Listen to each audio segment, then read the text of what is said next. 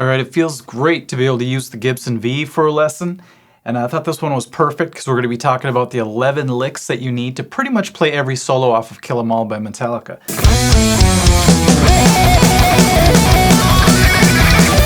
We're going to start with this motif. That's just a pattern, and it's very blues based off of a pentatonic scale, but if you play it fast enough, you begin to sound like Kirk does on Kill 'Em All.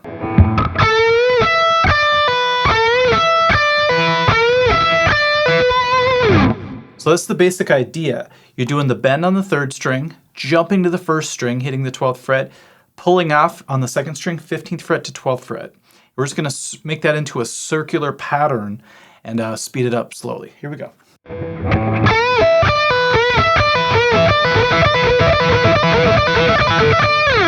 Get used to that, and you can use that in a ton of situations in the future.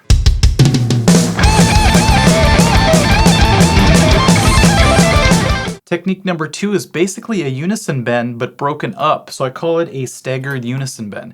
And in this case, we're going to go from the 2nd string, 15th fret, we're going to bend up a whole step really quick. Then we're going to jump to the 1st string and hit that 12th fret. So you end up hitting the same note in the end. Now another thing that Kirk adds to it to make it a little more interesting is he'll do those staggered unison bends, but then he'll jump to the 3rd string and hit the 14th fret with a bend. So he's kind of trading off what his pinky was doing with his ring finger.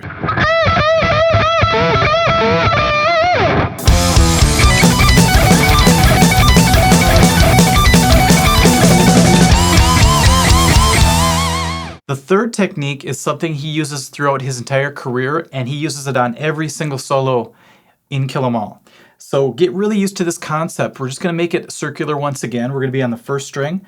15, 12 pull off. I'll just say fret numbers for the people that don't know your notes. If you don't know your notes, make sure to watch my previous video I just did about learning all the notes on the neck. But anyway, I had to throw that plug in. What we're going to do is we're going to pull off, reach over to the 2nd string 15th fret, and come back to the 1st string 12th fret. So you end up with...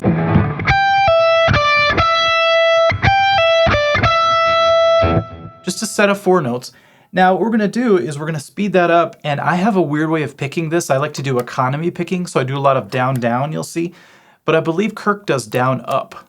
So you might be able to cultivate your own way of playing this. I love that everybody has their own individual way of playing things eventually, but either way you want to do it. Here we go.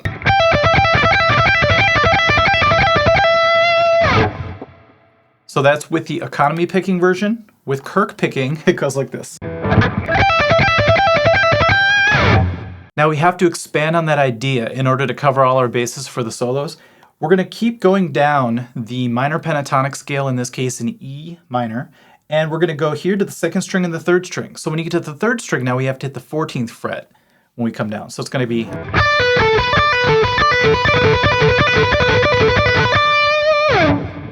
You guys notice I'm leaving my index finger here the whole time? I'm not lifting it up. So that's a little tip for you that might help you out. Also, you can go to the 3rd and 4th strings. We can go just 14th fret, 12th fret, 14th fret.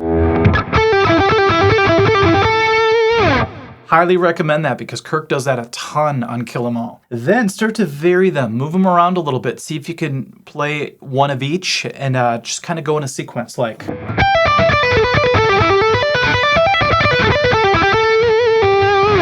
So that's just messing around within the 3 sections of the exact scale with the same technique. He'll also do a double pull-off on the 1st string in this example, and then reach to the 2nd string, play a note, and come back. So it's a lot like the previous lick, but we're going to have 2 pull-offs this time. So what I'm going to do is I'm going to go 17th fret to 12th fret, 15th fret to 12th fret, reach down to the 15th fret of the 2nd string, and then come back. Slowly, it would be this.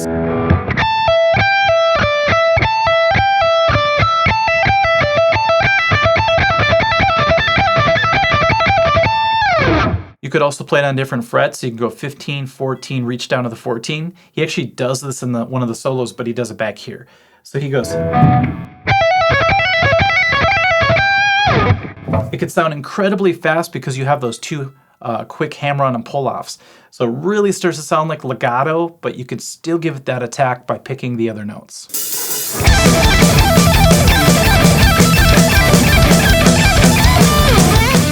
Now the fifth technique is very similar, except we're going to be doing this. We're going to go 17th fret, 15th fret, 12th fret pull off. So instead of pulling off and defaulting to the 12th fret each time you pull off, we're going to go in sequence this time. So we're going to go 17th fret, 15th fret, 12th fret. Then we reach over and then come back. So very similar, but different enough to call it its own technique.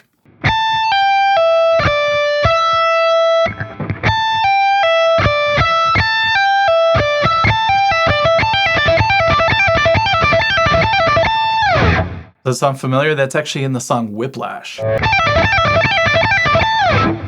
Like I said earlier, you have to get used to playing up high, so he does this way up at the 22nd fret as well. Get used to that feeling.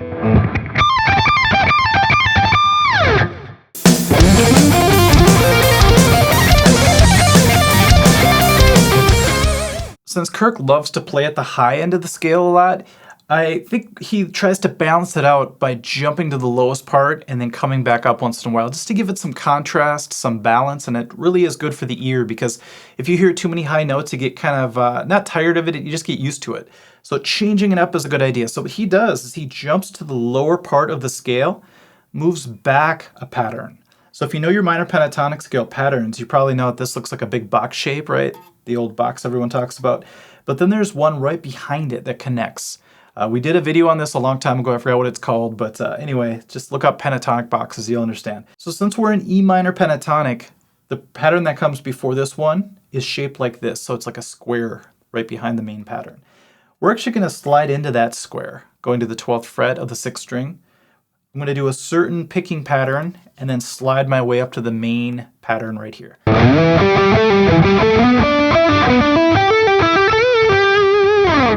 That's just sort of a made-up version of the lick, but he does it probably 8 times in the album. So you slide up, you do some sort of walk, and then slide into the next pattern on the 5th string.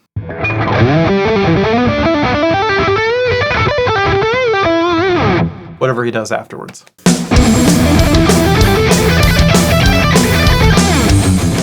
Speaking of coming up from the bottom up, this is a great sequence to practice your minor pentatonic scales with. I think of someone like Zakk Wylde is amazing at this. So what we're going to do is I'm just going to start the 5th string and I'm going to walk up the minor pentatonic, E minor pentatonic, but we're going to do it in 3s. So you end up with...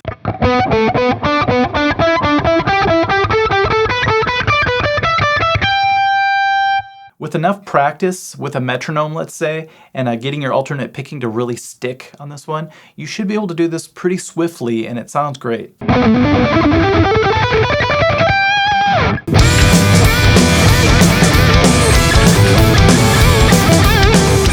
Of course, Kirk loves to do those double stop bends, and so here in E minor pentatonic, what we'll do is we're just actually going to break the rules a little bit. We're going to go to the 2nd string 14th fret, and then the 3rd string 14th fret, but with our ring finger barring across. Get the other fingers behind it to help bend, and we're going to hit those 2 at the same time, giving us a double stop bend.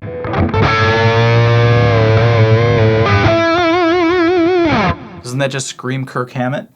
Uses it a lot in the Black Album as well, but here in Kill 'Em All he goes.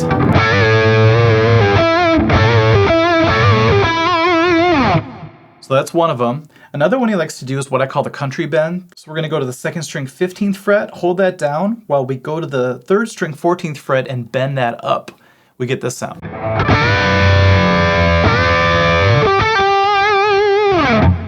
It's a great sound, and it also breaks things up. If you're playing a lot of notes real fast and you just want to give people a little bit of a rest, you can throw in the bend and it sort of changes it up.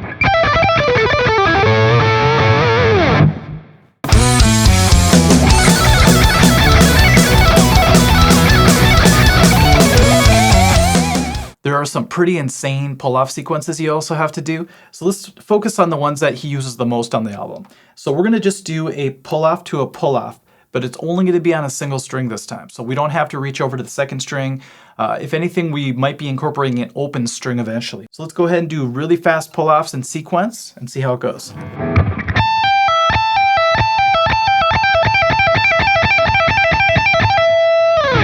See how this one needs its own technique category? Because we're not reaching over and doing some circular pattern. It's just diddle diddle diddle diddle over and over again. He also does this spacing, so in this case 17, 14, 12. As well as reaching way up high, he might do something like this. Remember what I said about playing up really high on the neck for a lot of Kill 'Em All? You're going to have to get used to that 22nd fret. He uses it quite a bit and bends on it. To go along with those pull-offs, you can also pull off, like I said, to open strings.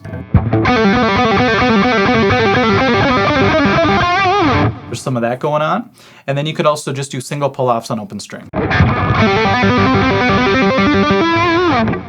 And so on. So you have to become a pull-off machine to pull off, pardon the pun, a lot of these solos.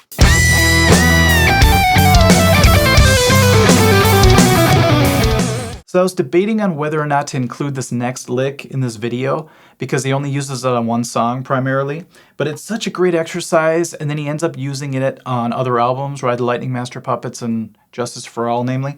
So I thought I'd go ahead and show it to you guys to prepare you for those albums as well. So what we're going to do is we're going to do a 3 descending pattern. So we're going to sound like this with pull-offs.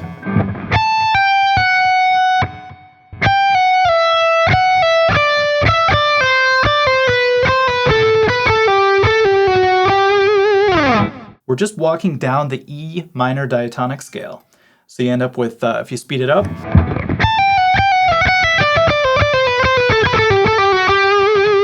a little faster.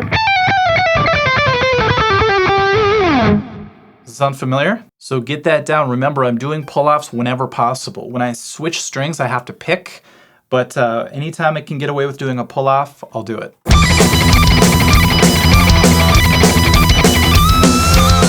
Now the final technique is my favorite because you get to go crazy. You know, a lot of the times when I solo, I'm really trying to be focused and play things correctly.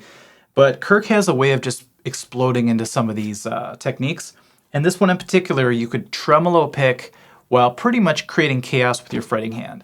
So the first thing we'll do is a little bit more controlled. Let's do it way up high though. Let's go 22nd fret, drop down to the 19th fret.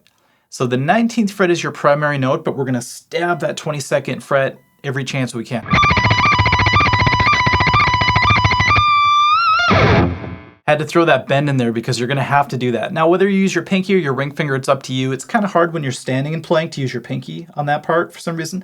So feel free to use your ring.